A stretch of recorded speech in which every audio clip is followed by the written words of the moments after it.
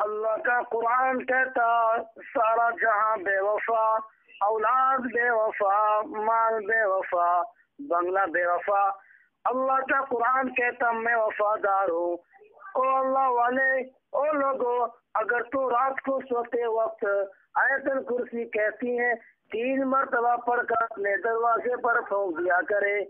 آیت الکرسی کہتی ہے مالک کائنات کی قسم ساری رات تو سویا کر، تیرے گھر کی حفاظت کرنا میری ذمہ داری۔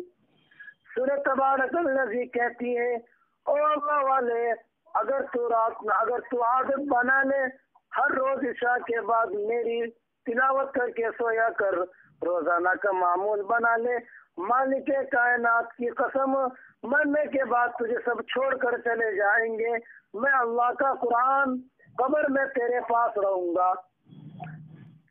اس لیے خدا کہتا ہے قُلِ اللَّهُ يُحْيِيكُمْ ثُمَّ يُمِيتُكُمْ ثُمَّ يَجْمَعُكُمْ إِلَى يَوْمِ الْقِيَامَةِ لَا رَيْبَ فِيهِ۔ تم آزاد نہیں، تم مجھے ہزاروں مرتبہ بلاؤ، میں تمہیں نہیں بلا سکتا۔ سورۃ یاسین کہتی ہے اگر تو صبح کے وقت میری تلاوت کر لیا کرے، شام تک ہر حادثے سے، ہر فتنے سے تیری حفاظت کرنا میری ذمہ داری۔ جناب فاروق اعظم رضی اللہ تعالیٰ عنہ اتنا بڑا جوان، اتنا بہادر جوان، کالی کملی والی جولی پھیلا پھیلا کے مانگا، مالک کائنات کی قسم، مالک کائنات نے خوش ہو کر دیا۔ لوگوں نے دیکھا فاروق اعظم رضی اللہ تعالیٰ عنہ کروٹیں بدل رہے ہیں، بے تحاشا رو رہے ہیں۔ کسی نے پوچھا کیا بات ہے، تو اتنا بڑا بہادر ہے، تجھے کیا پریشانی؟ فرمایا او لوگوں، آج عمر کو قبر کا اندھیرا یاد آ گیا۔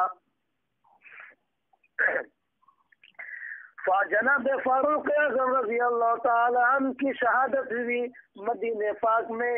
اندازہ لگا کسی کی شہادت کی گواہی دینے کے لیے احد کے پتھر آئیں گے، کسی کی شہادت کی گواہی دینے کے لیے ثبوت کی مٹی آئے گی، کسی کی شہادت کی گواہی دینے کے لیے حنین کی مٹی آئے گی، کسی کی شہادت کی گواہی دینے کے لیے درخت آئیں گے، کپڑا آئے گا، مگر فاروق اعظم کی جب باری آئے گی خدا کی قسم نبی کا مسلح آئے گا،